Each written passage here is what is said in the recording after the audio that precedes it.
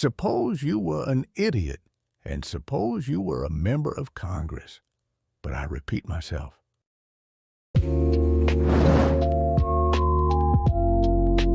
Welcome to Politics Reimagined. It's the most powerful decision maker in the world, but how much do you actually know about the U.S. Congress? From its historic roots to its modern-day controversies, let's dive into the fascinating world of the legislative branch of the U.S. government. Congress is part of the U.S. government that makes the laws we all live by. There are two characters in this story. The House of Representatives is big, fast-moving, and loud. The Senate is smaller, slower, and a bit more dramatic. I love democracy. I love the Republic. I am the Senate. Together, they decide how to spend the government's money, collect taxes, and even borrow when funds get tight. Need to declare war, strike a treaty, or approve a Supreme Court justice? That's the Congress's job too. They don't just make the rules, they keep an eye on the government to make sure it plays fair and serves the people. In short, Congress is the engine that powers the way the country runs, and occasionally stalls. In 1787, America was in trouble. The original government under the Articles of Confederation wasn't working. States had too much power, the national government was weak, and big decisions like taxes or national defense were nearly impossible to make. During the Revolutionary Era, population estimates caused political disputes. In 1774, Virginia, with 20% of the overall population, demanded more votes in the First Continental Congress, but was overruled by smaller colonies like Rhode Island, as delegates argued they represented colonies, not people. Later, during the Articles of Confederation, larger states like Virginia and Pennsylvania pushed for population-based voting, but were again defeated by those favoring equal state representation. So, a group of smart but often hot-headed leaders gathered in Philadelphia for the Constitutional Convention to fix things. Imagine a summer-long brainstorming session with some of the biggest personalities in U.S. history: George Washington, Benjamin Franklin, and Alexander Hamilton, to name a few. Their goal? Build a stronger government while keeping it fair for both big and small states. Easier said than done. The biggest fight was over how states should be represented in Congress. The arguments got so intense that the whole convention almost fell apart. The framers of the Constitution created a bicameral or two-chamber legislature to balance competing interests. The House of Representatives was designed to represent the people directly. Members were elected based on population. That gave larger states more members in the House, aligning with the principle of proportional representation. The Senate was designed to represent the states equally. Each state, regardless of size, has 2 senators. This ensured smaller states wouldn't be overshadowed by larger states. This solution, known as the Great Compromise, reflected the tension between large and small states at the Constitutional Convention. Finally, the first United States Congress could begin. But did you know that the first session wasn't held in Washington, D.C.? It was held at Federal Hall in New York City. In 1789, New York City was the temporary capital because the nation's permanent capital, Washington, D.C., was still under construction. The next 3 sessions of Congress were held at Congress Hall in Philadelphia. It wasn't until November 17, 1800, that Congress began meeting in the still unfinished Capitol building. Congress today looks very different from that first session of Congress in 1789. Over time, it's evolved to keep up with a growing country and changing times. Originally, senators weren't elected by the people. Instead, state legislatures chose them, which often led to corruption and backroom deals. The 17th Amendment of 1913 flipped the script, giving citizens of each state the power to directly vote for their senators. Then there's the House of Representatives, which grew alongside America's population. At the first United States Congress, there were only 65 representatives elected to serve in the House. By 1911, it expanded to its current size of 435 members. Why stop there? Because Congress realized cramming even more lawmakers into the chamber would be, well, chaos. Instead, they capped the number and now use a formula to adjust seats among states after every census. And let's not forget rule reforms. Over the years, the Senate adopted tools like the filibuster, originally meant to encourage debate, but now often used to block bills. Committees became the engines of legislation, diving deep into the details of proposed laws, and voting processes were streamlined to handle the growing complexity of modern governance. Each of these changes wasn't just a tweak. They were transformations to make Congress more adaptable, efficient, and representative of the dynamic nation. But as the country grows, so do the challenges Congress faces. Will it keep evolving? Only time will tell.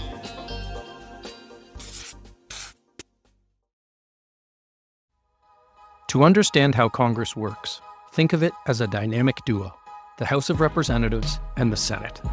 They're both powerful, but they were designed with very different roles to keep the system balanced. The House is known as the People's Chamber. With its 435 members, representation is based on population, so bigger states like California have more seats. House members serve just 2 years, which means they're always campaigning and staying connected to their districts. This makes the House fast and responsive to public opinion, its strength, but also vulnerable to sudden political swings and gridlock. On the other hand, the Senate is the deliberative chamber. It has only 100 members, 2 from each state, regardless of size. Senators serve 6-year terms, which gives them more stability and time to focus on long-term issues. They are like the brakes on the House's speed, slower, more thoughtful, but sometimes criticized for being out of touch with immediate public concerns. The 2 chambers must work together to pass laws. Here's the catch. A bill can't become law until both agree on the exact same version. For example, the House might pass a big budget bill packed with social programs, but the Senate can tweak and even reject it. This forces compromise and prevents rushed decision-making. Then there's impeachment. The House has the power to impeach. Basically, it brings the charges against a federal official, including the president.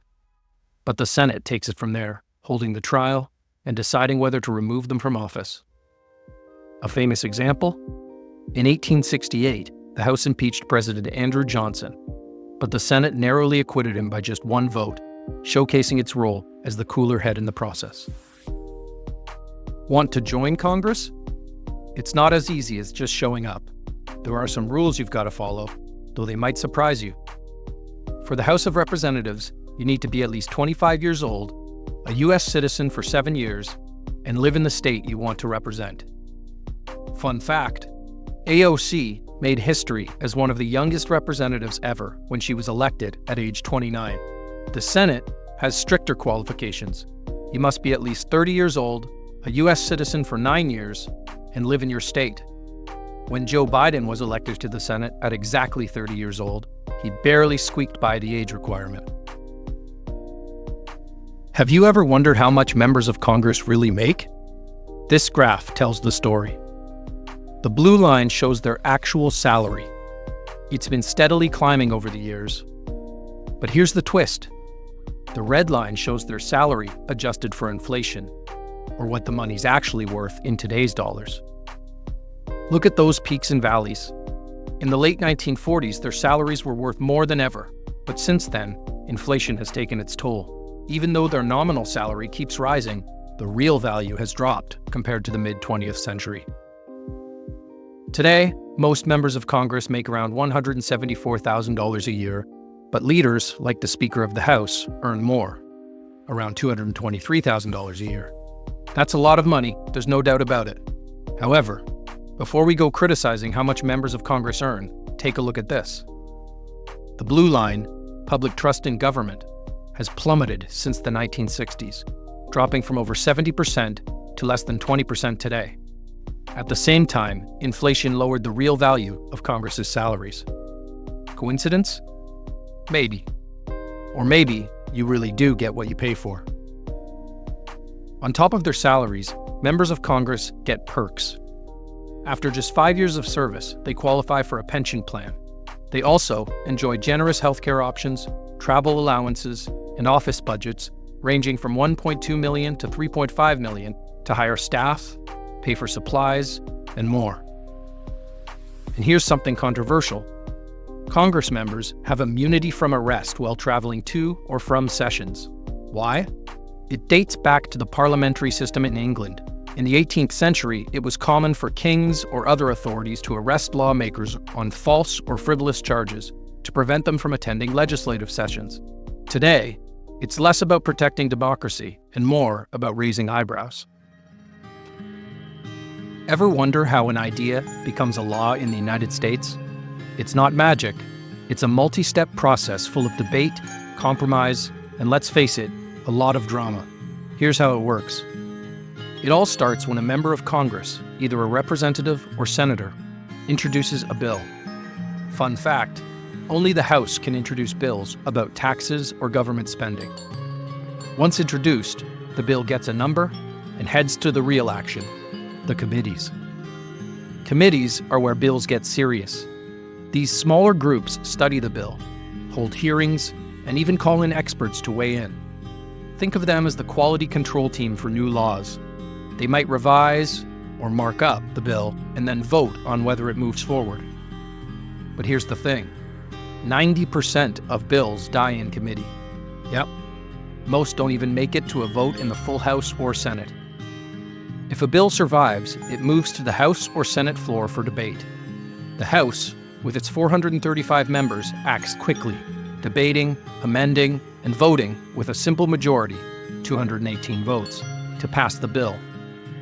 But the Senate is a whole different ballgame. Unlimited debate is allowed, unless 60 senators agree to end it.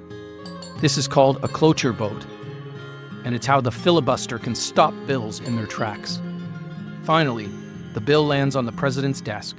The president has three options: sign it into law, veto it, which sends it back to Congress, or do nothing. If Congress is in session, doing nothing means the bill becomes law after 10 days. But if Congress has adjourned, it's a pocket veto, and the bill dies. Creating laws isn't fast or simple, but that's the point. The process ensures every bill gets scrutinized, debated, and, hopefully, refined to serve the American people. So the next time you hear about a bill in Congress, you'll know just how much work goes into turning an idea into law. Congress used to be a powerhouse of legislation. Back in the mid-20th century, it regularly passed over 1,000 laws per session. Fast forward to today, and that number has plummeted. The 116th Congress, they passed just 344 laws, and many were ceremonial, like naming post offices. So what's going on? Let's break it down. One major culprit, partisan gridlock. Congressional polarization is at an all-time high, with fewer bipartisan bills and more party line votes. This has real consequences. Take government shutdowns. Once rare, they've become all too common. The 2018-19 shutdown lasted 35 days, the longest in U.S. history. It cost billions and disrupted services for millions of Americans. Congress also struggles to act on urgent issues. For example, the bipartisan infrastructure bill of 2021, designed to fix crumbling roads and bridges, faced months of delays, even though the public overwhelmingly supported it. And let's not even get started on climate change or immigration reform. Both stalled for decades. Another big issue? Time. Members of Congress spend more hours fundraising than legislating. Imagine trying to solve the country's biggest problems when half your day is spent dialing donors. So how do we fix this? This is exactly what we'll explore in future videos here on Politics Reimagined. Congress is far from perfect, but it remains the heart of American democracy, a place where debate, compromise, and decision-making shape the future of the nation. From its historic roots to its modern challenges, understanding how Congress works is key to understanding how we can make it better. So what reforms would you like to see? Let us know in the comments. If you enjoyed this video, please give it a thumbs up, share your thoughts in the comments, and subscribe to Politics Reimagined to join us on this journey of exploration and innovation. Together, let's turn the failures of today into the solutions of tomorrow.